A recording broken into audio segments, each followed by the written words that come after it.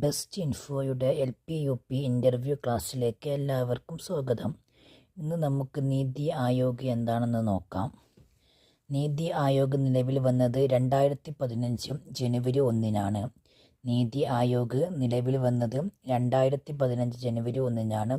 നരേന്ദ്രമോദി സർക്കാർ രൂപകൽപ്പന ചെയ്തതാണ് നീതി ആയോഗ്. നരേന്ദ്രമോദി സർക്കാരാണ് നീതി ആയോഗ് രൂപകൽപ്പന ചെയ്തത്. പ്ലാനിംഗ് കമ്മീഷനെ റീപ്ലേസ് ചെയ്തുകൊണ്ടാണ് നീതി ആയോഗ് നിലവിൽ വന്നത്. പ്ലാനിംഗ് കമ്മീഷനെ റീപ്ലേസ് ചെയ്തുകൊണ്ടാണ് നീതി ആയോഗ് നിലവിൽ വന്നത്. 12ാം പഞ്ചവത്സര പദ്ധതിയുടെ കാലത്താണ് നീതി ആയോഗ് നിലവിൽ വന്നത്. 12ാം പഞ്ചവത്സര പദ്ധതിയുടെ കാലത്താണ് നീതി ആയോഗ് നിലവിൽ വന്നത്. പഞ്ചവത്സര പദ്ധതി ഉപേക്ഷിക്കുകയും ചെയ്തു. 12ാം പഞ്ചവത്സര പദ്ധതിയോടുകൂടി പഞ്ചവത്സര പദ്ധതിയുടെ കാലം അവസാനിച്ചു.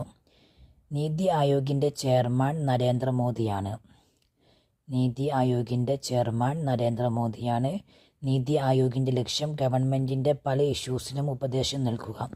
നീതി ആയോഗിൻ്റെ ലക്ഷ്യമാണ് ഗവൺമെൻറ്റിൻ്റെ പല ഇഷ്യൂസിനും ഉപദേശം നൽകുക.